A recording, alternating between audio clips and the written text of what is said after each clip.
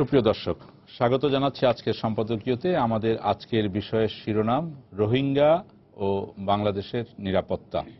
আর এ নিয়ে আলোচনার জন্য আমাদের স্টুডিওতে আমন্ত্রণ জানিয়েছি। আমার ডান দিক থেকে পরিচয় করে দিচ্ছি, রয়েছেন সাবেক রাষ্ট্রদূত ও সাবেক প্রধান তথ্য কমিশনার জনাব মোহাম্মদ জমির, রয়েছেন সাবেক সচিব ও রাষ্ট্রদূত জনাব মোফাজ্জল করিম, এবং রয়েছেন ঢাকা বিশ্ববিদ্যালয়ের আন্তর্জাতিক সম্পর্ক বিভাগের অধ্যাপক ডক্টর দিলওয়ার হোসেন। আপনাদের তিনজনকে স্বাগত জানাচ্ছি আমাদের আজকের আলোচনা অনুষ্ঠানে।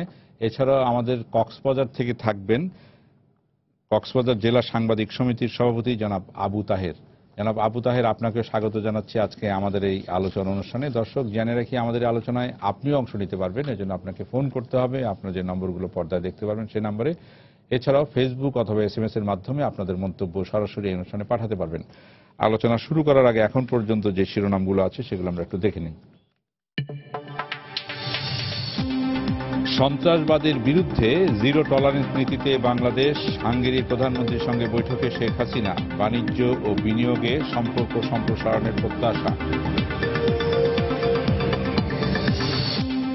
ভেজাল ওষুধ খেয়ে 22 শিশু মৃত্যুর ঘটনা তদন্তে যাদের গাফিলতি ছিল তাদের ছাড় নেই, হুঁশিয়ারি স্বাস্থ্যমন্ত্রীর। শাস্তি না হওয়ার জন্য ওষুধ প্রশাসনকেই দুষলেন বিশেষজ্ঞরা। রাজধানীর 3 থানার চাঁদাবাজির মামলায় 3 মামলায় তারেক রহমানকে আত্মসমর্পণের নির্দেশ হাইকোর্টের। অপর 2 মামলার কার্যক্রমের উপর স্থগিতাদেশ প্রত্যাহার। অবৈধভাবে বসবাসের অভিযোগে মালয়েশিয়ায় 750 বাংলাদেশি আটক। গত কয়েক বছরের মধ্যে দেশটিতে এটি সবচেয়ে বড় অভিযান।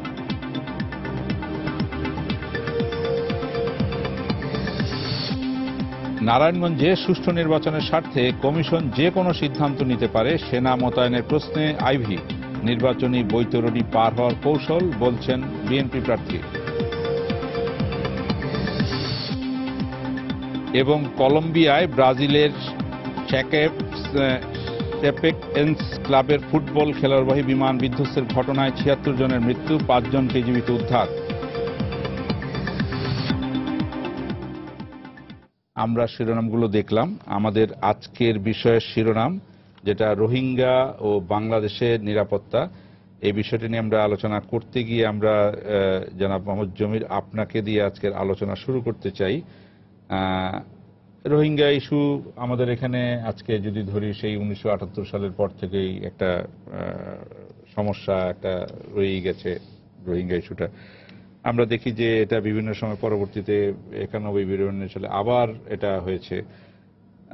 তো এখন সম্প্রতি যে বিষয়টি হচ্ছে যে আবার রোহিঙ্গাদের আসার একটা প্রবণতা, আমরা জানি যে গত কয়েকদিনে আমরা অনেককে ফিরিয়ে দেওয়া হয়েছে, তারপরেও অনেক কয়েক হাজার ঢুকেছে আমরা জানি। আমরা সেটা শুনবো হয়তো আমাদের কক্সবাজারে যে অতিথি আছেন তার কাছ থেকে পরবর্তীতে শুনবো। কিন্তু আমরা দেখি যে এই বিষয়টি নিয়ে বাংলাদেশের রাজনীতিতে একটা কথা চলছে। আমরা দেখি যে বিএনপি চেয়ারপারসন বেগম খালেদা জিয়া গত রোববার এক বিবৃতি দিয়েছেন। উনি বলেছেন, বলেছেন যে হ্যাঁ, এর মধ্যে একটা কথা আছে সীমান্ত খুলে দেওয়ার। আমরা দেখি যে হোসেন মোহাম্মদ এরশাদ, জাতীয় পার্টির চেয়ারম্যান, উনিও বলেছেন। তো এই বিষয়গুলোকে আপনি কিভাবে দেখছেন যে সীমান্ত খুলে দেয়া, সীমান্ত খুলে দিয়ে রোহিঙ্গাদের আশ্রয় দেয়া, এটাই কি সমাধান, বা এটার মধ্যে কি আমরা সমাধান খুঁজতে পারি? আপনাকে ধন্যবাদ, কারণ অত্যন্ত গুরুত্বপূর্ণ বিষয়, এবং বর্তমানে এটার দুটো দিক আছে। একটা হচ্ছে মানবতার দিক, মানবতার জীবন যাপন করছে ওরা, তারা আসছে, তাদেরকে ঢুকতে দেওয়ার প্রশ্ন। আর দ্বিতীয়টা হচ্ছে যে আন্তর্জাতিক আইন অনুসারে কোনটা গ্রহণযোগ্য এবং কোনটা গ্রহণযোগ্য নয়। এখন আমার মনে আছে 1978 সালে, তখন আমি ছিলাম দূতাবাসে, কানাডিয়ান দূতাবাসের হেড হয়ে ওখানে ছিলাম অটোয়ায়। তখন কথা উঠলো যে এরকম আমাদের এখানে 2,38,000-এর মতো রোহিঙ্গা অনুপ্রবেশ করেছে তখন সেই সময়। এবং আমাকে বলা হলো যে পিয়ার ট্রুডো, তখন ওখানে প্রধানমন্ত্রী কানাডায়, তার কাছে গিয়ে অনুরোধ করা যে তিনি যদি সাদাকো ওগাটা, তখন UNHCR এর হেড ইন জেনিভা, তাকে যদি তিনি বিশেষ করে অনুরোধ করেন তাহলে হয়তো তিনি শুনবেন। এবং কোফি আনান তখন ওখানে P5-এ কর্মরত ছিলেন প্রফেশনাল হিসেবে ইন দ্য UNHCR। তারা যদি কিছু করতে পারে। পিয়ার টুডোকে সাংঘাতিক সম্মান করতেন বিকজ উত্থানটার সঙ্গে তার একটা বিশেষ সম্পর্ক ছিল, যে সেই সময় পরে যে কোনো হলো মহাসচিব হলো জাতিসংঘের। তারা পিয়ার টুডোর কথা শুনে তারা মোরালেস বলল আমরা ফেরত নিয়ে নেব, এবং একবার মাত্র তারা সেই অঙ্কের লোককে তারা ফেরত নিয়ে গেল। 2,17,000-এর মতো লোক তাদের মধ্যে সব ফেরত চলে গেল, এবং বাকিরা রয়ে গেল। পরে তাদের পাওয়া গেল না, কেন তারা আমাদের যারা ওখানে আছেন পার্বত্য চট্টগ্রামে, উখিয়াতে, টেকনাফের অঞ্চলে, কক্সবাজার অঞ্চলে, সেখানে মিলেমিশে তারা পরিবেশ ছেড়ে চলে গেছে, মিশে গেছে বাঙালিদের সাথে। কিন্তু পরবর্তীতে 90 দশকে যেটা হলো, এবং তার পরবর্তীতে হয়েছে ক্রমান্বয়ে, ওখানে আমরা মনে আছে 1988, 89, 90 এই 3 বছর একটা পার্বত্য চট্টগ্রাম হিল ট্র্যাক্টস কমিশন হয়েছিল। সেখানে আমি মেম্বার সেক্রেটারি ছিলাম। সেখানে চেয়ারম্যান ছিলেন air vice marshal Khandakar, planning minister হিসেবে, এবং তার সঙ্গে তখন অ্যাম্বাসেডর ফারুক চৌধুরী ছিলেন, সেখানে চিটং ডিভিশনাল কমিশনার ছিলেন, তার সঙ্গে মেজর জেনারেল সালাম 24 ডিভ কমান্ডার হিসেবে ছিলেন, ইব্রাহিম, যে বর্তমানে মেজর জেনারেল ইব্রাহিম রিটায়ার্ড, যার সিনিয়র ছিলেন লেফটেন্যান্ট কর্নেল তখন। তো আমরা তখন hill tract, justice Kuddus Chowdhury আমি মিলে, দুজনে মিলে we drafted the hill tracts resolution. সেটা হচ্ছে যে 3টে আমাদের যেটা হলো খাগড়াছড়ি, বন্দরবন এবং রাঙামাটি 3টে জেলা তৈরি হলো। তখন আমি 37 বার গেছি চিটং হিল ট্র্যাক্সে। আমার কাছে আজকে শুনে, আমি আজকে না 2-3 দিন আগে এক মেয়র জেনারেলের কাছে শুনে আমি আশ্চর্য হলাম, আমাদের যে ওই বর্ডারটা আছে উইথ মিয়ানমার, সেখানে কিছুটা অংশ হচ্ছে নাফ নদীর কারণে ওই পারে মিয়ানমার, এই পারে হচ্ছে বাংলাদেশ, কিন্তু ল্যান্ড বাউন্ডারি একটা আছে অংশ প্রায় 40 কিলোমিটারের মতো। সেখানে আমরা বলেছিলাম যে তারের বেড়া তৈরি করা এবং বেশ ভালো প্রাচীর তৈরি করা, যাতে করে ওখান থেকে অনুপ্রবেশ না হয়। কিন্তু আমি শুনে আশ্চর্য হলাম যে এই 20-22 বছর পরেও ওখানে এটা করা হয়নি। ওখানে কয়েকটা আউটপোস্ট আছে 4-5 মাইল দূর, এবং সেখানে কিছু কিছু লোক, বিজিবির লোক আছে, আর্মির কিছু লোক আছে, অত্যন্ত অপ্রতুল, এবং অ্যাজ এ রেজাল্ট ওখান থেকে সবচেয়ে বেশি স্মাগলিং হয় ইয়াবা, মানুষ, হিউম্যান ট্রাফিকিং। ওই রোহিঙ্গারা পয়সা দেয়, ওখানে $500, $1,000 দিয়ে অনুপ্রবেশ করার বন্দোবস্ত করা হয়, এবং এখান থেকে বাংলাদেশ থেকে আবার স্বাস্থ্যগত কারণে মেডিসিনস, ওষুধ ওপারে যায় মিয়ানমারে। কিন্তু আমার কথা হচ্ছে, এই যারা বলছে আজকে আমাদের দরজা খুলে দেওয়ার জন্য, সেটা তো সম্ভব নয়। যেটা করা উচিত সেটা তাদের বলা উচিত যে অনুপ্রবেশকারীদের বাংলাদেশ অনেক জায়গা দিয়েছে, 4 লক্ষ 4.5 লক্ষের মতো অনুপ্রবেশকারী আমাদের বাজারের লোকজনের হিসাব অনুযায়ী আরো বেশি, প্রায় 7 লাখ, 4 লাখ 6 লাখ। তার মধ্যে থেকে তারা অনেকে আবার পয়সা টয়সা দিয়ে তারা আইডি কার্ড নিয়ে, পাসপোর্ট নিয়ে, অনেকে ভোটার হয়েছে, বিদেশেও চলে গেছে। এখন যেটা শ্রেয় এবং যেটা কেউ বলছে না কেন আমি বুঝছি না, আমাদের রাজনৈতিক দলদের তাদের শেখা উচিত ইউরোপের কাছ থেকে। ইউরোপিয়ান ইউনিয়নকে কোনো এখনো পর্যন্ত বক্তব্য দিচ্ছে, তারা এখনো দেয়নি। তাদের শেখা উচিত যে যেখানে মাইগ্রেন্ট পপুলেশন নিয়ে এরকম তোলপাড় চলছে গ্রিসের সাথে, ইটালির সাথে এবং ইউরোপের অন্যান্য জায়গায় তার সঙ্গে, সেখানে তারা কি করে বলতে পারে বাংলাদেশকে, আরো আমাদের এত ডেন্সলি পপুলেটেড কান্ট্রি আমরা কোথা থেকে রাখবো? ঠিক আছে, তাদের উচিত করা, যেটা কিনা আমি মনে করি করা উচিত, সেটা ইন্টারন্যাশনাল ল অনুসারে, যেহেতু অস্থিতিশীল পরিবেশ, ওই বর্ডারের ওপারে যেরকম ওরা করেছে ইন্টারনাল ডিসপ্লেসড ক্যাম্পস, যেটা মংডর থেকে যাদেরকে নিয়ে এসে সিতুয়েতে রেখেছে, একইভাবে বর্ডারের ঠিক ওপারে ক্যাম্প করা, এবং ইউএন ট্রুপস দিয়ে, ইউএন পিস কিপিং ট্রুপস দিয়ে সেটাকে তাদের রক্ষা করা, এবং তাদের যা কিছু করণীয়, তাদের যাতে কোনো অসুবিধা না হয়, তাদের যাতে করে প্রতিরক্ষার কোনো রকম অসুবিধা, নিরাপত্তা থাকে, এই বলয়টা। কেন ওখানে দেখতে পাচ্ছি যেটা খবর বেরোচ্ছে, আমি তো পড়ছিলাম যে এখানে আপনারা দেখেন নিউ ইয়র্ক টাইমসে বলেছে, তারপরে লকডাউনে হিউম্যান রাইটস ওয়াচ বলছে, তারপরে এখানে আরাকান প্রজেক্টের লোকজন বলছে, WFP বলছে, UN special rapporteur on Myanmar mister Yang Lee বলছে, ইউএন কোঅর্ডিনেশন তারা বলছে, সবাই এক কথা বলছে যে মংডর থেকে যাদেরকে রাখা হয়েছে ওই আইডিপি ক্যাম্পসগুলোতে, তারা খাবার পর্যন্ত পাচ্ছে না। তো এই যে সুষ্ঠু খাবার বন্টন করা, তাদের নিরাপত্তা দেওয়া, এবং রাখাইন বুদ্ধিস্ট, আজকে দেখছিলাম, আমি শুনছিলাম টেলিভিশনে, তারা বলছে কি করে আমরা রাখবো, ওই আল জাজিরা তাদের সুপ্রচার আবার আরেকবার প্রচার করছিল, পূর্ণ প্রচার করছিল, যেটা তারা 2014-2015 সালে করেছে, আবার ঘটনাক্রমে একই রকম জিনিস। তারপরে যে এরা বাঙালি, এরা কেন এখানে থাকবে, এরা অথচ অন্যদিকে দেখা যাচ্ছে যাদেরকে যখন ইন্টারভিউ করা হয়েছে তারা বলছে কেউ তার 3-4 জেনারেশন ধরে আছে, কিন্তু আমরা জানি ওইখানে যারা পপুলেশন 10 লাখের মতো যারা এখন আছে, most of them are there for the last 400 to 500 years. জি, তো এই জিনিসটা সার্বিকভাবে কেন বুঝছেন আমাদের রাজনৈতিক দলের? জি। জনাব মোফাজ্জল করিম, আপনি এই বিষয়ে কি বলবেন? দেখুন, যে অমানসিক অত্যাচার, নির্যাতন ইত্যাদি চলছে একটি অত্যন্ত ক্ষুদ্র গোষ্ঠীর উপরে, মিয়ানমারের শতকরা 90-95 জন হচ্ছে বুদ্ধিস্ট, একই ধর্মের লোক, একই সংস্কৃতির, একই ঐতিহ্যের ইত্যাদি ইত্যাদি। তাদের তোপের মুখে পড়েছে মুষ্টিমেয় কিছু, সর্বসাকল্যে বোধহয় এখন 12-13 লক্ষর মতো আর কি এই রোহিঙ্গা। জি, 16 লাখের মধ্যে 8 লাখ আছে যেটা বলা হয়, আর 8 লাখই বিভিন্ন দেশে চলে গেছে। জি। তো এদের উপরে যখন এরকম ধরনের অত্যাচার হবে তখন এটা খুবই স্বাভাবিক যে তারা দেশ ছেড়ে পালিয়ে যেতে বাধ্য হবে। সেই কারণেই তারা আসছে। এমন নয় যে বাংলাদেশের প্রতি তাদের একটা মোহ, একটা টান, একটা আকর্ষণ, বা এটা একেবারে জান্নাতুল ফেরদৌস আসলে পরেই একেবারে তারা মোহিত হয়ে যাবে, তা নয়।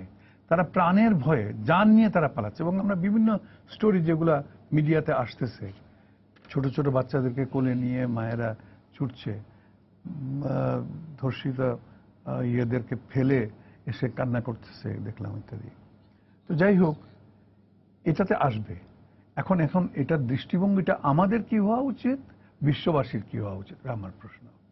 আমাদের দৃষ্টিভঙ্গিটা নিশ্চয়ই আমরা ভুলে যাইনি 1971-এ আমরা কি অবস্থায় পড়েছিলাম। প্রাণ নিয়ে দেশ ছেড়ে যাওয়া, মাতৃভূমি ছেড়ে যাওয়ার যে কি বেদনা এবং কি যে একটা আকুতি থাকে, এটা তো আমরা প্রত্যক্ষ করেছি 71-এ আমাদের মুক্তিযুদ্ধের সময়। তো এই লোকগুলা যেটা বলা হয় এখানে, আমি বলছি 1971 সালের প্রেক্ষাপট, 1971 সালে এই রোহিঙ্গাদের ইস্যু করে যেটা বলা হয় যে জঙ্গিবাদ, তাদের মাধ্যমে জঙ্গিবাদকে সম্প্রসারণ করার চেষ্টা বা উস্কে দেওয়ার চেষ্টা একটা হয়। 1971 সালে বাঙালিদের দিয়ে তো এই বিষয়টা ছিল না। 1971 সালে বাঙালিদের দিয়ে কি সেই চারু মজুমদারের দলকে উস্কে দেওয়া হয়েছিল বা এই জিনিস? না, আমি কি কারণটা সেটা বলছি না, কিন্তু আমরা যে দেশ ত্যাগ করে আমাদের প্রায় 1 কোটি লোক যে চলে গেছিল, এবং তখন ভারত যে আমাদেরকে আশ্রয় দিয়েছিল, এটার কথাই শুধু বলছি। প্রাণ নিয়ে মাতৃভূমি ছেড়ে চলে যাওয়ার যে একটা তাগিদ বা একটা যে প্রাণপণ চেষ্টা বলতে পারেন, সেটাই এখন এটা আমরা প্রত্যক্ষ করছি।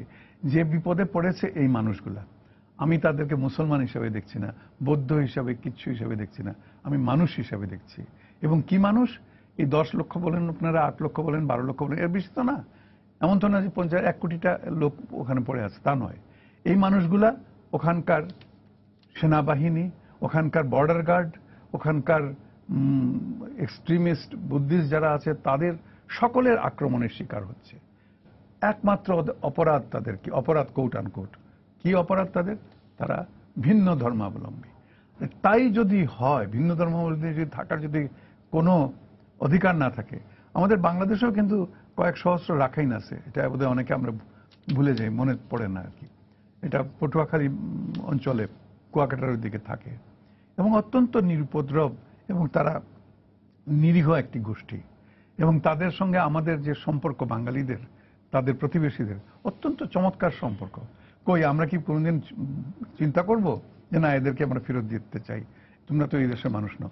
অথচ এরা যাদেরকে তারা তাড়িয়ে দিতে চাচ্ছে ধর্মের কারণে, তারা কিন্তু সেই 6শ-10 শতাব্দী থেকে, 16শ শতাব্দী থেকে, তাই না, মানে 16th সেঞ্চুরি তো বোধহয় না, সেই সময় থেকে কিন্তু তারা ওখানে আছে। এখন এটা যদি আমরা বিশ্লেষণ করতে চাই, তাহলে দেখব প্রত্যেক দেশেই কিন্তু এই ধরনের আছে। সে আপনার মার্কিন যুক্তরাষ্ট্রেই বলুন বা ইউরোপের যে কোনো দেশ বলুন, আপনার ওই অস্ট্রেলিয়া বলুন বা ইয়ে বলুন, আছে। তাহলে কি এদেরকে কালক্রমে বলা হবে, 100, 200, 500 বছর পরে বলা হবে তোমরা এই দেশের সন্তানে বেরিয়ে যাও? এ তো ডোনাল্ড ট্রাম্পীয় কথা হয়ে গেল, জি তাই নাকি? অধ্যাপক ডক্টর দেলোয়ার হোসেন, যেটা আমি মনে করি কিছুতেই সমর্থনযোগ্য জি, নয়। আপনি কি বলবেন এই বিষয়ে, যে যেটা বলা হচ্ছে যে আমাদের রাজনৈতিক নেতৃবৃন্দের, কয়েকজন রাজনৈতিক নেতৃবৃন্দ যে বিষয়টি বলেছেন যে হ্যাঁ সীমান্ত খুলে দেওয়া বা মানবিক কারণে, যেটা যারা মাহবুবুল করিম বললেন যে মানবিক দিক দিয়ে দেখলে এদেরকে, এই বিষয়টি কি বলবেন আপনি? না, বিষয়টা তো আসলে খুব জটিল, এবং এই জন্য জটিল যে এটা এমন যদি হতো হঠাৎ করে এরকম একটা পরিস্থিতি তৈরি হয়েছে, কিছু মানুষ চলে আসছে তাদেরকে আশ্রয় দেয়া। 78 সালে আপনি আশ্রয় দিয়েছিলেন, আপনি 1992 সালে দেওয়া হয়েছিল। ওই কারণেই দেওয়া না, হয়েছিল। তারপরে মানবিক কারণেই। মানবিক কারণে তারপরেও আপনি বিভিন্ন ফেজে এসছে। আর রোহিঙ্গারা ওখানে যেই ধরনের জীবনযাপন করে, যেই পরিস্থিতি, তাদের নাগরিকত্বহীন, রাষ্ট্রহীন, এবং সেই কারণে তারা কিন্তু ক্রমাগতই চেষ্টা করে যে তারা মানে সীমান্ত অতিক্রম করার জন্য। তো এখন একটি আনরিজলভ সমস্যা ইতিমধ্যেই রোহিঙ্গা সমস্যাটা বাংলাদেশের জন্য, প্লাস যারা, যেমন রোহিঙ্গাদের কিছু অংশ আপনার মালয়েশিয়াতেও আছে, আপনার ইন্দোনেশিয়াতেও আছে, ভারতেও আছে। মানে সার্বিকভাবে এই জনগোষ্ঠীর সমস্যাটা এখনো মীমাংসা হয়নি। এখন এই জায়গাতে আপনি যেহেতু পড়ান, আপনি এই বিষয়ে যে একটা ভূ রাজনৈতিক একটা খেলা আছে, এই আলোচনা করা হয়, এই বিষয়টির দিকে যদি একটু দৃষ্টি দেন। না, সেটি তো না, আমি জাস্ট, আপনি, হ্যাঁ ঠিক আছে, আমি ভূ রাজনৈতিক বাস্তবতাটা তো এটা মিয়ানমারকে কেন্দ্র করে। কারণ আজকে যখন আমরা দেখছি যে পশ্চিমা বিশ্ব যে জিনিসটা এখন সবচেয়ে বেশি দরকার ছিল, যে বাংলাদেশের দিকে অঙ্গুলি নির্দেশ না করে বা বাংলাদেশকে সীমান্ত খুলে দেওয়ার কথা বলে বাংলাদেশের উপরে চাপ সৃষ্টি না করে, এটি হওয়া উচিত ছিল যে মিয়ানমারের উপর একটা ড্রাস্টিক অ্যাকশন নেওয়া। কারণ সেটা নেওয়া হচ্ছে না। আপনি মিয়ানমারে দেখেন, এতকাল বলা হয়েছে যে এখানে সামরিক জান্তা আছে, তারা তাদের শাসনের কারণে বা তাদের শোষণের কারণে বা তাদের আচরণের কারণে এই অবস্থা হয়েছে। এখন তো মিয়ানমারে এক ধরনের গণতান্ত্রিক ব্যবস্থার দিকে যাওয়ার চেষ্টা করছে তারা। সেই ব্যবস্থার মধ্যে অনেক ত্রুটি আছে বা অনেক সীমাবদ্ধতা আছে, কিন্তু অং সান সু চি তার যে কমিটমেন্ট বা তাকে নিয়ে পশ্চিমা বিশ্ব যে ধরনের গণতন্ত্রের স্বপ্ন দেখছে, তার জন্য তো এটা একটা বড় টেস্ট ছিল। যে রোহিঙ্গাদের ব্যাপারে তার যে অবস্থান, আজকে আমরা দেখলাম যে জাকার্তায় সে যেতে পারেনি, সে তার যাত্রা পোস্টপোন করেছে। ওখানে যারা আপনার এই জাকার্তার ইয়েরা, ওখানে আন্দোলন হচ্ছে, বিক্ষোভ হচ্ছে, সে স্থগিত করেছে। এখন তার এখন এই যে বিষয়টি, পশ্চিমা বিশ্ব বা আন্তর্জাতিক সম্প্রদায়, এমনকি আঞ্চলিক যে রাষ্ট্রগুলো আছে, আমি যদি ভারত এবং চীনের কথা বলি, সবাই কিন্তু চুপ করে আছে।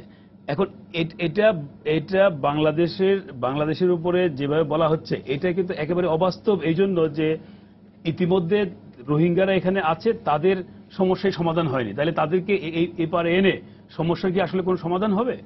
যেখানে যেই বিষয়টাতে মানে জোর দিলে সমস্যার সমাধান হওয়ার সম্ভাবনা আছে, সেই জায়গাটাতে কাজ করছে না, সেটা হলো মিয়ানমারের উপরে। কারণ মিয়ানমার আপনার মানে এই বর্তমান পরিস্থিতিতে তারা যে কাজটি করছে, জাতিসংঘের উচিত যে এখানে যেভাবে আপনার মানে এই সিরিয়া কিংবা আপনার একসময় বসনিয়াতে ছিল যে পরিস্থিতির জন্য তার জাতিসংঘের আপনার সিকিউরিটি কাউন্সিলের স্পেশাল মিটিং হয়েছে, সেই মিটিংয়ে রেজুলেশন করে। মিয়ানমারের ব্যাপারে তো আমরা কোনো তৎপরতা দেখছি না।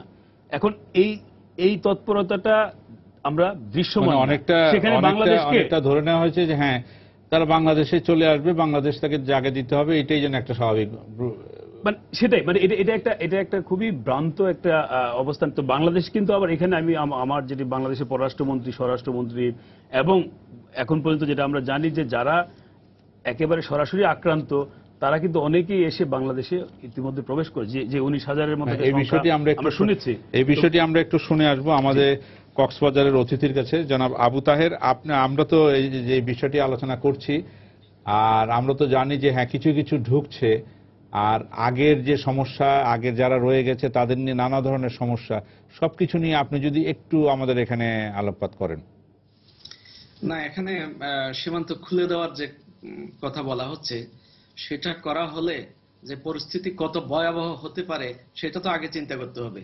কারণ সীমান্ত না খোলার পরও যে ইতিমধ্যে গত কয়েকদিনের মধ্যে যে 15,000-এর বেশি রোহিঙ্গা বাংলাদেশে ঢুকে গেছে, তারা ওখানে উখিয়া, কুতুপালং ক্যাম্পে এবং টেকনাফের লেদা ক্যাম্পে বেশিরভাগই আছে, এবং পুরো জেলায় ছড়িয়ে ছিটিয়ে যাচ্ছে। আপনি জানেন যে এর আগে কিন্তু 5 লাখেরও বেশি রোহিঙ্গা চলে এসছে। একবার তো 1991 সালে সীমান্ত খুলে দেওয়া হয়েছিল, তখন 2.5 লক্ষ রোহিঙ্গা ঢুকে গেছিল। সেই 25 বছরে সেই সমস্যার সমাধান আমরা করতে পারি নাই। এখনো কিন্তু 30,000 ওই সময় তালিকাভুক্ত শরণার্থী রয়ে গেছে, যাদেরকে ফেরত পাঠানো হয়েছিল। আমরা মনে করি সেটাও কিন্তু কাগজপত্রে, বরং তাদেরকে এদিকে পাঠানো হয়, ওদিকে আবার বাংলাদেশে চলে আসছে। সুতরাং এত বড় বোঝা দীর্ঘ বছর ধরে, 25-26 বছর ধরে আমরা যে আমাদের ঘাড়ে চেপে বসে আছে, এটার জন্য আমরা কক্সবাজারে যারা আছি আমরা প্রত্যক্ষভাবে বুঝতে পারি আমাদের উপর কত বড় বোঝা এরা। তারা তো আমাদের শ্রমবাজার দখল করে নিচ্ছে, তারা আমাদের অর্থনীতিকে ধ্বংস করে দিচ্ছে, তারা আমাদের বনভূমিকে ধ্বংস করে দিয়েছে। তারা এখানে অপরাধের যে একটা মাত্রা তৈরি করেছে, অপরাধ যেভাবে তারা জড়িত হচ্ছে অপরাধের সাথে, এটা এখানেই থাকলে বোঝা যায়। এখানে নৌ ডাকাত থেকে শুরু করে, যেমন এই আনসার ক্যাম্পে অস্ত্র লুটের ঘটনাও তারা ঘটিয়েছে। যদি সীমান্ত খুলে দেওয়া হয়, আরো অসংখ্য ওখানে যারা আছে তারা সবাই চলে আসবে। মিয়ানমারও চাচ্ছে এই লোকগুলা বাংলাদেশ বা অন্য কোনো দেশে চলে যাক, তারা তো তাদেরকে ঠেলে দেয়। সুতরাং সীমান্ত খুলে দেওয়া মানে হচ্ছে মিয়ানমারের কর্তৃপক্ষ এখন সেনাবাহিনী যে অভিযানটা চালাচ্ছে সেটা আরো জোরদার করে সমস্ত লোককে আমাদের দেশে ঠেলে দেবে। তারা এই রেজাল্ট কিন্তু আগেই পেয়েছিল, এটা সাফল্য আমি বলবো তারা তাদের দৃষ্টিকোণ থেকে তারা এই কাজ করার জন্য পরিকল্পিত এই কাজগুলো করেছে। সুতরাং আমরা কেন এই ফাঁদে পা দেবো মিয়ানমারের?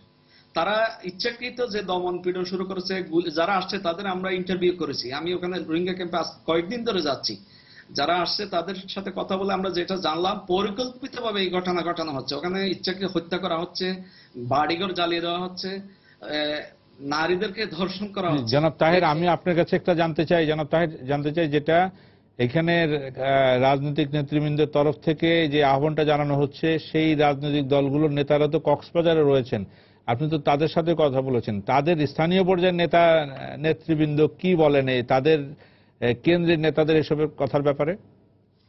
আমার যতটুকু মনে হয় তাদের কেন্দ্রীয় নেতার সাথে এই নেতারা কিন্তু একমত নয়। হয়তো রাজনৈতিক কারণে তারা নিশ্চুপ থাকতে পারে, কিন্তু ইতিমধ্যে আমরা যে পত্র পত্রিকায় তাদের যে বক্তব্য আমরা দেখেছি, সেখানে তারা স্পষ্টভাবে এই রোহিঙ্গা সমস্যার সমাধানের জন্য বারবার চাপ দিচ্ছিল।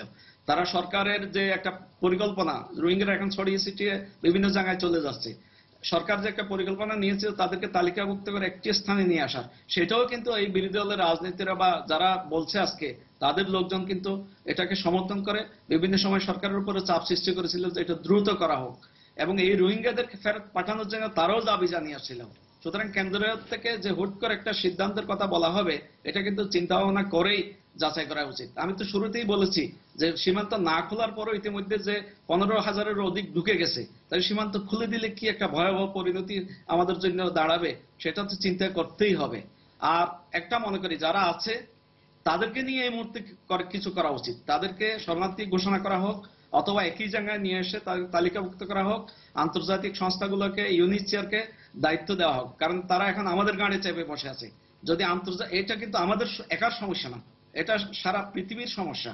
সুতরাং সমস্ত বিশ্ববাসীকে এই বিষয়টা নিয়ে মাথা ঘামাতে হবে এবং তাদেরকে এগিয়ে আসতে হবে রোহিঙ্গা সমস্যার সমাধানে। ধন্যবাদ আপনাকে জনাব মোহাম্মদ জমির। আমরা এই যে 24 বছর আগের যে সমস্যাটা শুরু হয়েছিল, এই সমস্যার সমাধানে খুব আন্তরিকভাবে বা যখন হয়েছে তখন হয়তো একটু কথাবার্তা হয়েছে, তারপর এটা তারা শিবিরে থাকছে, কিন্তু এই সমস্যাটা সমাধানের ব্যাপারে আমরা কূটনৈতিকভাবে সফল হতে পারিনি। কিন্তু কূটনৈতিকভাবে একেবারে লেগে থাকার যে বিষয়টি আছে, সেটি কি আপনি একজন কূটনীতিবিদ হিসেবে কিভাবে দেখছেন? সেরকম কি হয়েছে? অন্য দিক দিয়ে দেখছি, সেটা হচ্ছে এইটার দুটো প্রেক্ষাপট আছে।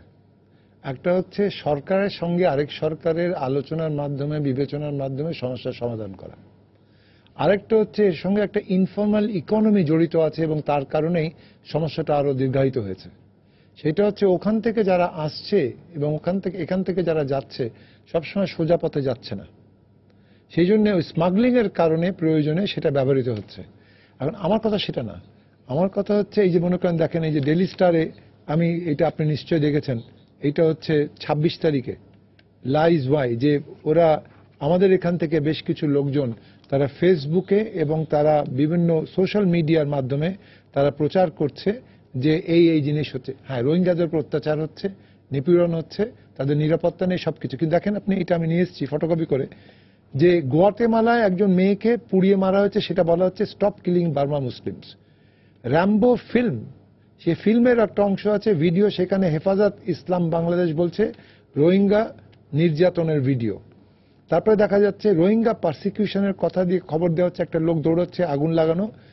এটা হচ্ছে self immolation of a Tibetan activist in New Delhi. আরেকটা হচ্ছে page call for an end to killing a Muslim Myanmar.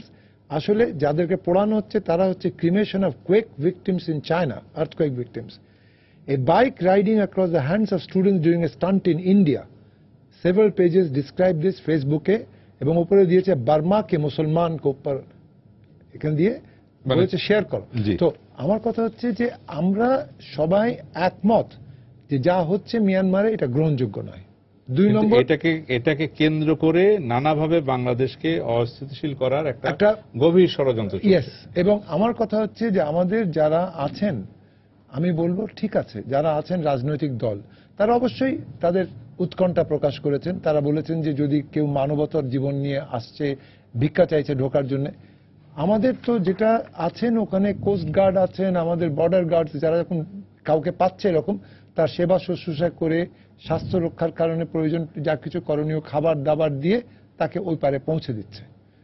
আমার কথা সেটা না, আমার কথা হচ্ছে এই সময় জাতিসংঘের উচিত হবে, আমেরিকা আপনাদের ভুললে চলবে না। সেপ্টেম্বর মাসে কদিন আগে সুকি, ওদের যে পররাষ্ট্রমন্ত্রী, মানে she is really the leader of civil democracy in Myanmar, তিনি গেছিলেন ওবামা সাহেবের সাথে কথা বলেছেন, এবং ওবামা সাহেবকে বলেছেন, যেটা উনি কোট করেছেন, এটা ওনার কথা বলছেন, উনি স্যাংশনস উঠিয়ে দিয়েছেন। কারণ কি, যে মিয়ানমার গভর্নমেন্ট, উনি বলছেন, was focusing on court on bringing respect for the human rights of the people.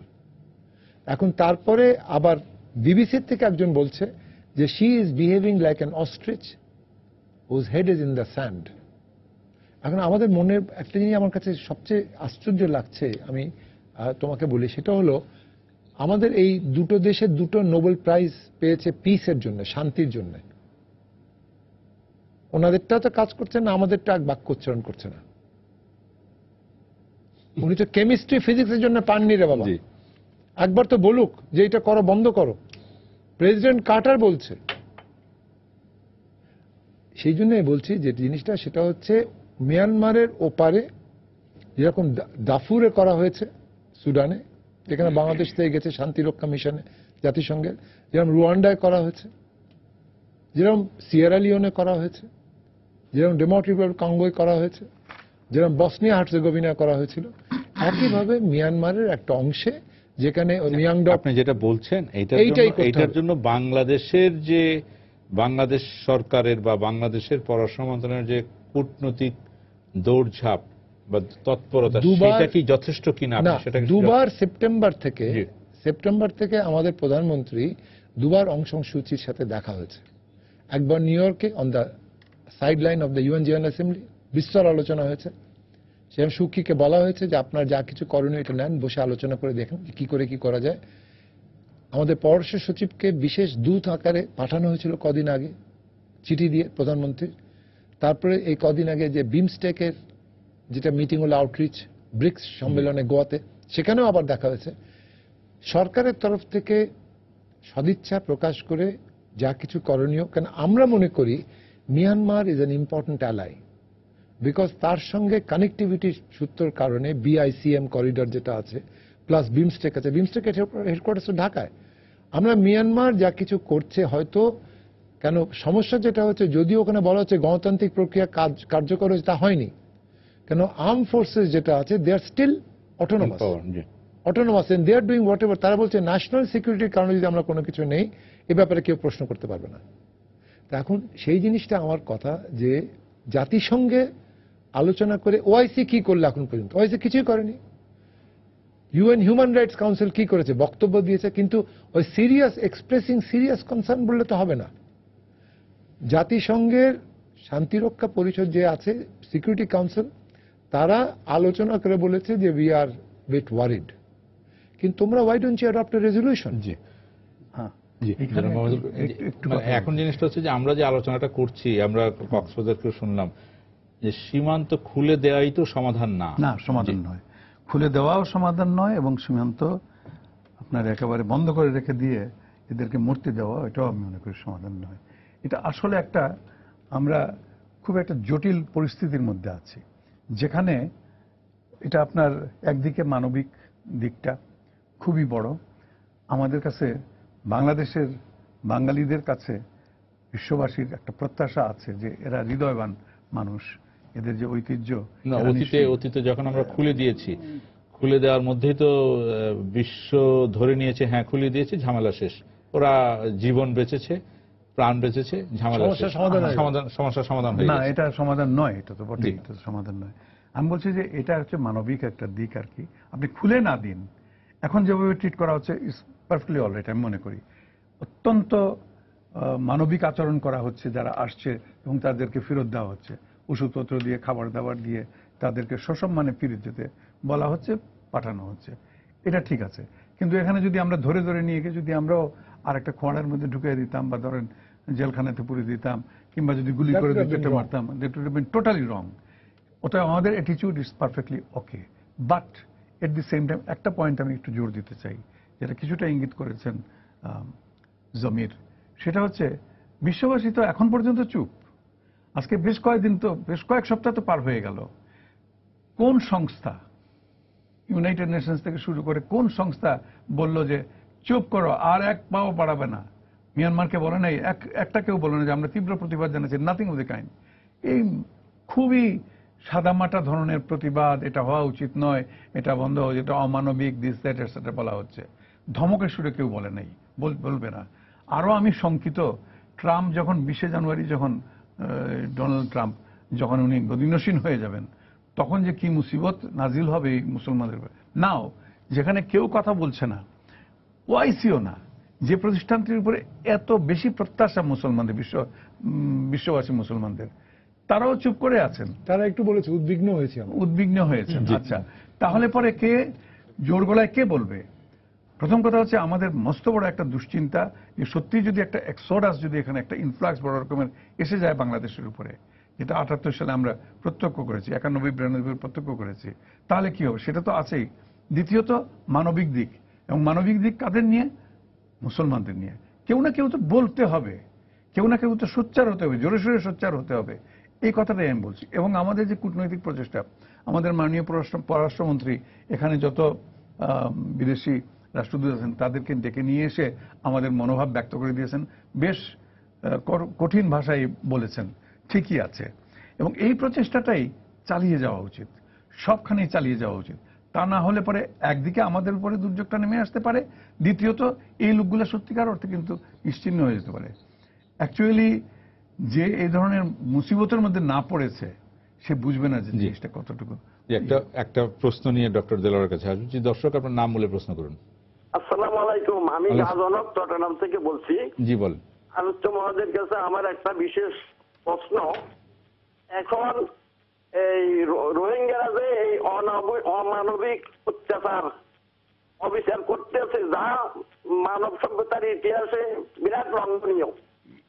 এখন আমরা যদি এটা 25-26 বছর চলতেছি, এখন যদি আমরা আমাদের সীমান্ত খুলে দিই, তাহলে তো আমরা এই আন্তর্জাতিক লঙ্ঘনের মধ্যে সহায়তা করলাম মনে হয়, নাকি আমরা বিশ্ব আন্তর্জাতিক মনোভাব মন সৃষ্টি করি আমরা এখানে নির্বাচন বন্ধ করার জন্য নির্মম, সেটা আমরা করবো। এটা আমাদের আলোচ্য বিষয়ের কাছে আমার অনুরোধ। হ্যাঁ, এটা উনি ঠিকই বলেছেন। অ্যাকচুয়ালি খুলে দেওয়া নয়, আমরা বিশ্ব নেতৃবৃন্দের কাছে, বিভিন্ন প্রতিষ্ঠানের কাছে, জাতিসংঘ থেকে শুরু করে যতগুলো আছে, ইউএনএইচসিআর, ওআইসি টোআইসি, যা যা আছে, সকলের কাছে আমরা বলতে থাকবো যে তোমরা চাপ প্রয়োগ করো আমাদের উপর নয়, যে আমরা দরজা খুলে দিব আর আসো ভাই। কিন্তু আমি ডক্টর দেলোয়ারের কাছে এটাই জানতে চাই যে আমরা তো বলে যাচ্ছি, কিন্তু এই বিশ্ব সম্প্রদায়, জাতিসংঘ বলেন, ওআইসি বলেন, তাদের এই নির্লিপ্ততা কেন? বিশেষ করে আমরা অতীতেও দেখেছি যে আপনি যদি 78 সাল ধরেন বা 91-92 সাল ধরেন, ঠিক অন্যান্য ক্ষেত্রে তারা যেমন সোচ্চার, যেটা জনাব জমির বললেন, যে আপনিও বললেন যে অন্যান্য দেশের ক্ষেত্রে, কিন্তু বাংলাদেশের বা মিয়ানমারের ক্ষেত্রে তারা যেন একটা নির্লিপ্ত। কেন এই বিষয়টি কেন? এটি অত্যন্ত গুরুত্বপূর্ণ প্রশ্ন এখানে। কারণ আপনি দেখেন, যখন দক্ষিণ আফ্রিকাতে বর্ণবাদী শাসন ছিল, সেই বর্ণবাদী শাসনের অবসানের জন্য জাতিসংঘের অনেক ভূমিকা ছিল, বিশ্বের অনেক দেশ এটা নিয়ে কাজ করেছে। যদিও মার্কিন যুক্তরাষ্ট্র বা ইউকে এই সমস্ত দেশ সেই বর্ণবাদী শাসক গোষ্ঠীকে সমর্থন করেছিল, বাট কিন্তু যারা এই রোহিঙ্গাদের মতো ছিল, যারা ওই দক্ষিণ আফ্রিকাতে মানে যাদের কোনো নাগরিকত্ব ছিল না বা ভোটাধিকার ছিল না, তারা কিন্তু তাদের পক্ষে কিন্তু মানুষ ছিল। কিন্তু এখানে আমরা দেখছি কি একইভাবে কিন্তু একটা বর্ণবাদী একটা অ্যাপার্থাইড শাসন কিন্তু আপনার এখানে মিয়ানমার করে যাচ্ছে, এবং এটা অত্যন্ত বর্বর অসভ্য, এটা বলার অপেক্ষা রাখে না। কিন্তু সেই অনুযায়ী কিন্তু মিয়ানমারের প্রতি বিশ্বের মানে যারা যাদেরকে আমরা মোরাল বলছি, যাদেরকে আমরা হেজেমনিক পাওয়ার বলছি, যারা মোরালিটির মানে কথা বলে, যারা হিউম্যান রাইটসের কথা বলে, যারা আপনার আন্তর্জাতিক আইনের কথা বলে, তারা কিন্তু আপনার সংস্থার আকারেই হোক অথবা যে সংস্থা বলতে আমি জাতিসংঘ থেকে শুরু করে একেবারে মানে আপনার ইউএনএইচসিআর বা হিউম্যান রাইটস কাউন্সিল এদের থেকে শুরু করে মার্কিন যুক্তরাষ্ট্র অথবা ইইউ এই তারা কিন্তু কেউই কিন্তু মানে যেই ধরনের ব্যবস্থা নেওয়ার কথা ছিল এই গোষ্ঠীটিকে মানে রক্ষা করার জন্য, তার কিন্তু কোনো ধরনের আমি বলবো যে 5% ভূমিকা তারা পালন করছে না। এখানে তারা চরম নির্লিপ্ত কেন? কারণ রোহিঙ্গাদেরকে সাহায্য করলে আসলে মিয়ানমারের যে ভূ রাজনৈতিক যে গুরুত্ব, মিয়ানমারের যে ইনভেস্ট করার যে সুযোগ, মিয়ানমারের যে গ্যাস সম্পদ, তেল সম্পদ, এবং মিয়ানমারের যে বিশাল মানে আপনার এই যে ভারত মহাসাগরের তীরে অবস্থিত একটি দেশ, সেই দেশটির যে একটা অ্যাক্সেস, এই বিষয়গুলো তাদের মাথায় কাজ করছে। কারণ আপনার এখানে পরিষ্কারভাবে আপনার একটা মানে খুবই একটা বাস্তববাদী এমন একটা অবস্থান তারা গ্রহণ করছে, যেটাকে আমরা মানে স্বাভাবিক বাস্তববাদী বলবো, সেটা অত্যন্ত সংকীর্ণ একটা বাস্তববাদী দৃষ্টিভঙ্গি থেকে তারা দেখছে। যেমন যে কারণে অনেকে মনে করে যে এই যে সিলেক্টিভ মানে আপনার হিউম্যানিটেরিয়ান কনসিডারেশন, এখানে কিন্তু একটা ক্লিয়ার হিউম্যানিটেরিয়ান ইন্টারভেনশন একটা case. Myanmar is a very clear case of humanitarian intervention by the UN or by any international আপনার forum or force।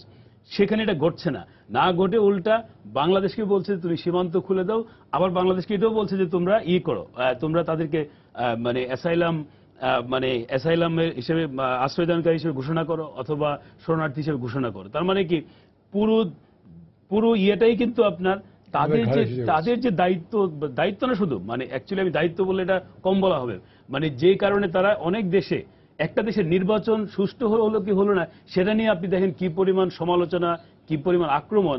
আর সেখানে এরকম একটি জনগোষ্ঠীকে এথনিক ক্লেনজিং, এটা কিন্তু খুবই মানে একটা স্ট্রং টার্ম, যেই এথনিক ক্লেনজিং এর কারণে আপনার বসনিয়া হার্জেগোভিনাতে আপনার এই জাতিসংঘ, মার্কিন যুক্তরাষ্ট্র, ক্লিনটন অ্যাডমিনিস্ট্রেশন অনেক কিছু করেছে, এবং আলটিমেটলি তারা এখন দেখা যায় শুধু ইউরোপের ব্যাপারেই সিরিয়াস। ইউরোপ যার ভূ রাজনীতির গুরুত্ব আছে, যে একটা রাষ্ট্রকে ভাঙলে তাদের সুবিধা হবে, সেটা আবার ঠিক আছে। কিন্তু এখানে আপনার যেহেতু এখানে মানে রোহিঙ্গারা আপনার একটা আলাদা রাষ্ট্র করার মতো অবস্থা নাই, এটা একটা জনগোষ্ঠী যাদেরকে আপনার মানে একেবারেই এলিমিনেট করতে যাচ্ছে, এবং যেটার আবার তাদের উপরে কোনো চাপ পড়ছে না, বাংলাদেশের উপরে এটা চাপটা পড়ছে।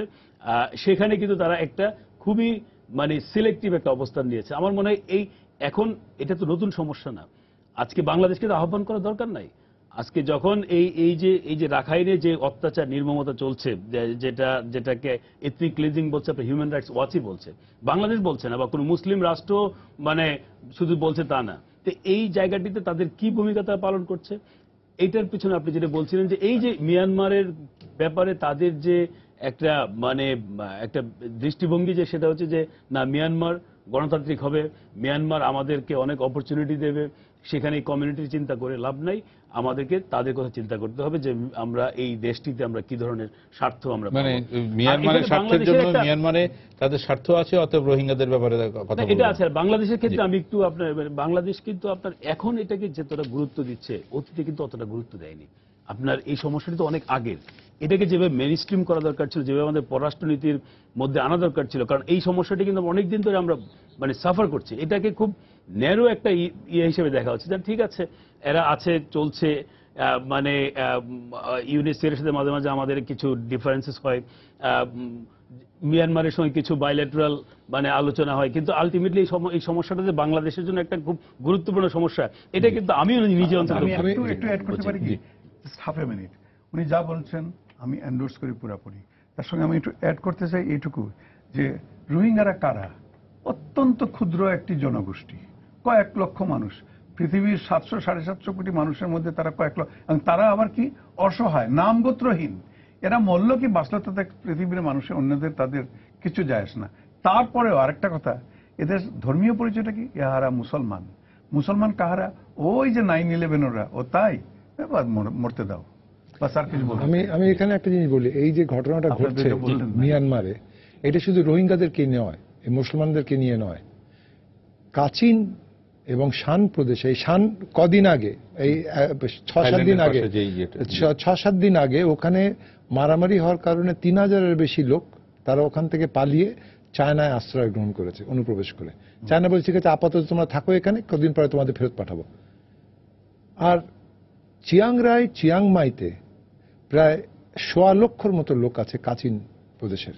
তো এই যে মিয়ানমারের ভেতরে কোন রকমের স্পর্শকাতর ব্যাপারে কোন রকমের প্রশ্ন উঠলে পশ্চিমা দেশগুলো খালি একটু আধটু মুখ চুপ নাড়ে, তারপরে কথা বলে না। কারণ একটাই, যে স্ট্র্যাটেজিক প্যারাডাইম, যেটা সিকিউরিটি প্যারাডাইম, সেখানে আমেরিকা মনে করে, ভারতও মনে করে যে চায়নার বিরুদ্ধে মিয়ানমারকে কোনোভাবে আমরা যদি কোনো ইয়ে করি, তাহলে মিয়ানমার যদি চায়নার দিকে সম্পূর্ণ চলে যায়, তাহলে কিন্তু আমাদের এদিকে ইন্ডিয়ান ওশান অঞ্চলে আমাদের জন্য ক্ষতিকর পরিস্থিতি হবে।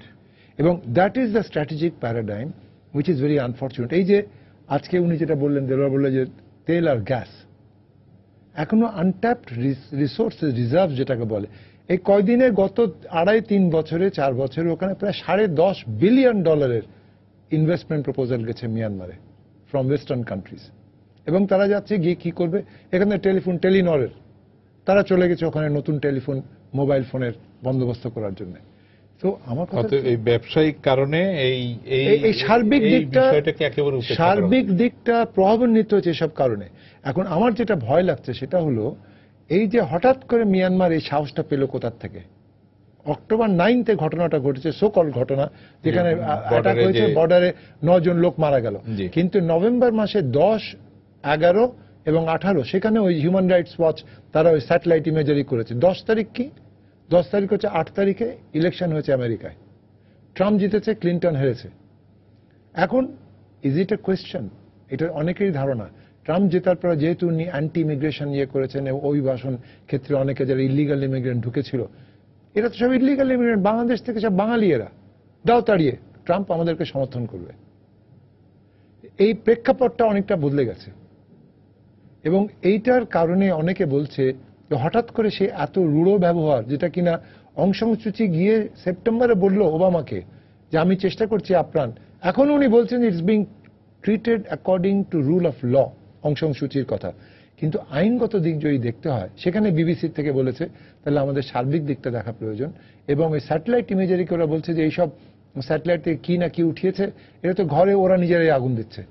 তো ঘরে যদি আগুন দেয়, তাহলে ওই যে বোমা ফাটার মতো করে আগুন লাগা, এটা কখনো হতো না, নিজের ঘরে হয় না। তখন তারা স্বীকার করেছে ফর দ্য ফার্স্ট টাইম, না আমাদের হেলিকপ্টার গানশিপ থেকে বম্বিং হয়েছে।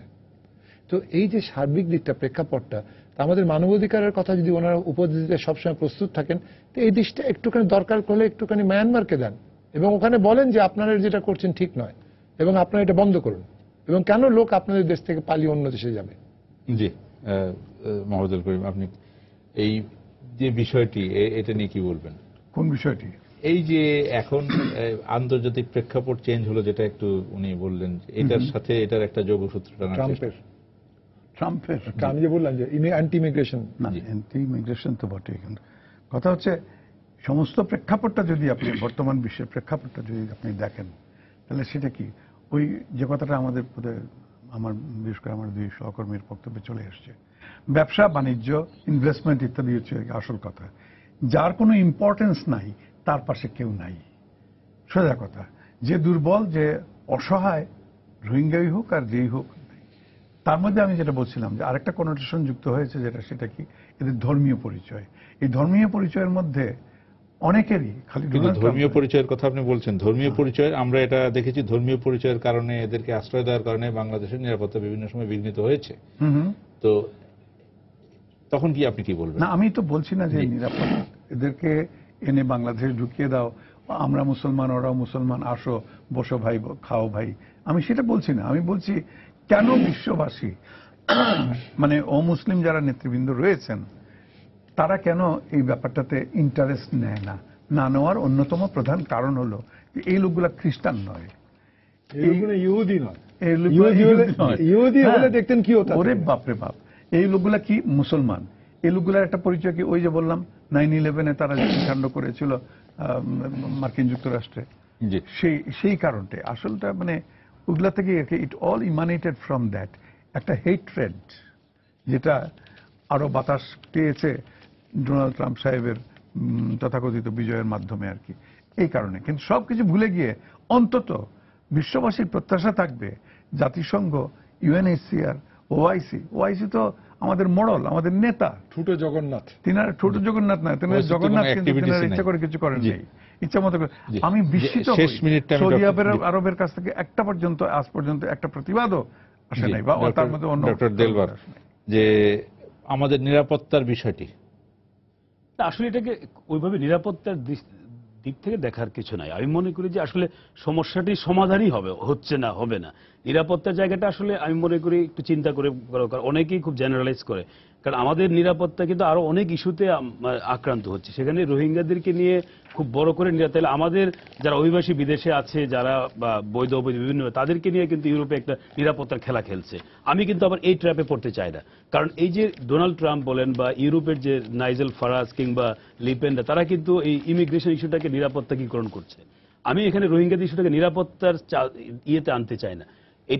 এটা আসলে তাদের যে কারণে তারা এখানে আসছে, তাদের যে মানবিক বা এটা কিন্তু সমাধান হচ্ছে। দ্বিতীয়ত তারা এদেশের নাগরিক না বা এদেশের মানুষ না, তাদের যেতে চাই ওই তাদের দেশে, সেখানে তাদের থাকতে হবে, সেখানে ফেরত যেতে হবে, সেটা কিন্তু হচ্ছে না। আর কিছু প্রবলেম তো হচ্ছে, তাদেরকে ব্যবহার করছি, সেটা আমরাই করছি, আমরাই ভোটার বানাচ্ছি। অতএব আমাদের আচ্ছা, এখন সমাধানের একমাত্র উপায় কূটনৈতিক চাপ। না, চাপ মানে কি, আমাদের চাপের চেয়ে বেশি চাপ হচ্ছে যে এই যে বিশ্ব কি করছে। কারণ আপনি দেখেন যে এখানে বিশ্বে প্রায় শেষ করতে হবে আমাদের। আমি বলছি যে এই যে মিয়ানমারের যে পজিশনটা শুধু আক্রমণের জায়গা থেকে না, ওরা যে বাঙালি বলে তাদেরকে ইলিগেল বলা হচ্ছে, এই শুধু এই কারণে তো আপনার মানে ইয়ে থেকে জাতিসংঘ বা বিভিন্ন আন্তর্জাতিক প্রতিষ্ঠান থেকে তাদেরকে মিয়ানমারের বিরুদ্ধে আপনার স্যাংশন আরোপ করা উচিত। তাদের একটা বড় দায়িত্ব আছে, এবং বাংলাদেশের উচিত যে এই কাজগুলো করা, কূটনৈতিকভাবে মানে এগুলোকে মিয়ানমারের উপরে যেন চাপ সৃষ্টি হয়, সেই বিষয়ে বাংলাদেশকে আরো বেশি দৃঢ় ভূমিকা রাখতে হবে। আপনাদের তিনজনকে ধন্যবাদ। সুপ্রিয় দর্শক, আপনারা যারা এতক্ষণ আমাদের সঙ্গে ছিলেন, আপনাদেরকে ধন্যবাদ জানিয়ে আজকের মতো এখানে শেষ করছি। এবং একই সাথে কক্সবাজারে যিনি ছিলেন যেন আবু তাহের, আপনাকে ধন্যবাদ। শুভরাত্রি।